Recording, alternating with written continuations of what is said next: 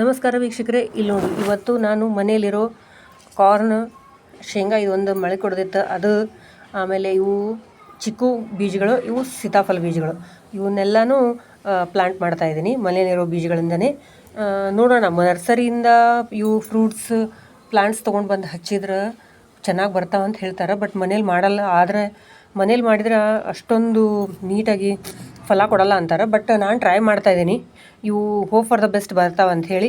ಇವು ಜರ್ಮಿನೇಟ್ ಆದಮೇಲೆ ಮತ್ತೊಂದು ವೀಡಿಯೋ ಮಾಡಿ ನಿಮ್ಗೆ ತೋರಿಸ್ತೀನಿ.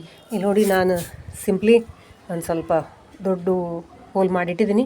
ಅದರಲ್ಲಿ ಬಹಳ ಡೀಪ್ ತೊಗೊಂಡಿಲ್ಲ, ಸ್ವಲ್ಪ 1 ಇಂಚು 1.5 ಇಂಚ್ ಅಷ್ಟೇ ತೆಗೆದು ಇವನ್ನ ಹಾಕ್ತಾಯಿದ್ದೀನಿ. ಹೀಗೆ ಎಲ್ಲವೂ ಸೀತಾಫಲ, ಕಾರ್ನ್ ಪ್ರತಿಯೊಂದೂ ಹಾಕ್ತಾಯಿದ್ದೀನಿ. ಇದು ಒಂದು ಲೈನ್ ಪೂರ್ಣ ಕಾರ್ನ್ ಹಾಕ್ತೀನಿ.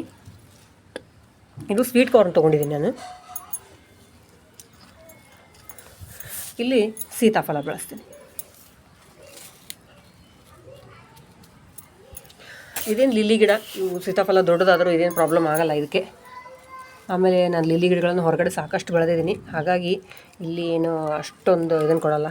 ಇವು ಸೀತಾಫಲ ಚಿಕ್ಕು ಇವನ್ನೆಲ್ಲನೂ ಭಾಳಷ್ಟೇ ಹಾಕ್ತಾಯಿದ್ದೀನಿ.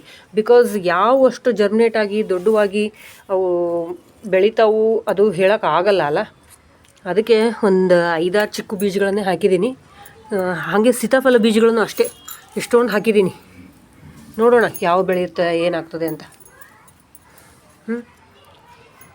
ಇದು ಕಾರ್ನ್ ಇದು ಒಂದೇ, ಹಂಗೆ ಬೀಜ ತೆಗೆದ್ರೆ ಬೆಳಿತಾವೋ ಇಲ್ವೋ, ಈ ಥರ ಫುಲ್ ಇಡ್ಲೋ ಏನು ಅಂತ ಗೊತ್ತಾಗದೆ ಇದನ್ನು ಏನು ಮಾಡ್ತಾಯಿದ್ದೀನಿ, ಫುಲ್ ಇಷ್ಟು ಇದ್ರ ಜೊತೆನೇ ತೊಗೊಂಡ್ಬಿಟ್ಟಿದ್ದೀನಿ. ಇದನ್ನ ಹಾಗೆ ಮುಚ್ಚಿಟ್ಬಿಡ್ತೀನಿ. ನೋಡೋಣ ಈ ಥರ ಆದ್ರೂ ಹೆಂಗೆ ಬೆಳಿತಾವೋ ಇಲ್ವೋ ಏನು ಅಂತ ಗೊತ್ತಿಲ್ಲ. ಈ ಥರನೂ ಬೆಳೆದು ನೋಡೋಣ. ಆ್ಯಕ್ಚುಲಿ ನಾನು ಎಲ್ಲ ಇದು ಎಕ್ಸ್ಪೆರಿಮೆಂಟ್ ಮಾಡ್ತಾ ಇದ್ದೀನಿ. ಯಾಕಂದರೆ ಎಲ್ಲ ಅನುಭವದಿಂದನೇ ಪಡಿಬೇಕಲ್ಲ, ಒಮ್ಮಲ್ಕೆ ಬರಲ್ಲ. ನೋಡ್ತೀವಿ, ಯೂಟ್ಯೂಬ್ ನೋಡ್ತೀವಿ, ಇವ್ರ ಸಜೆಷನ್ಸ್ ಕೇಳ್ತೀವಿ, ಬೆಳೆದವ್ರ ಬಗ್ಗೆ ಹೆಂಗೆ ಏನಂತ ಕೇಳಿರ್ತೀವಿ. ಬಟ್ ನಾವು ಓನಾಗಿ ಬೆಳೆದು ಮಾಡಿ ನಮಗೆ ಎಕ್ಸ್ಪೀರಿಯೆನ್ಸ್ ಆಗೋವರೆಗೂ ಅದು ನಿಜವಾಗ್ಲೂ, ಯಾಕಂದರೆ ಒಬ್ಬೊಬ್ರಿಗೆ ಒಂದೊಂದು ಥರ ಇದನ್ನಾಗಿರ್ತಾವೆ.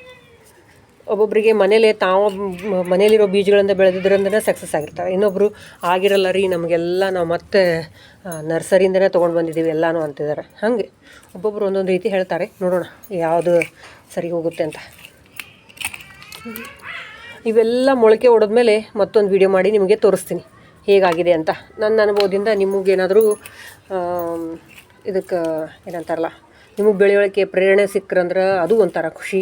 ಅಥವಾ ನೋಡೋಣ ಅಂತ ನೀವು ಇದೇ ರೀತಿ ಮಾಡಲಿಕ್ಕೆ ಇಷ್ಟಪಟ್ರಿ ಅಂದರೆ ಅದು ಒಂದು ರೀತಿಯಿಂದ ನಾನು ಮಾಡಿರೋ ವೀಡಿಯೋದಿಂದ ನಿಮಗೆ ಯೂಸ್ ಆಯಿತು ಅಂತಂದರೆ ಅದು ಒಂಥರ ನನಗೆ ಖುಷಿ ಆಗುತ್ತೆ.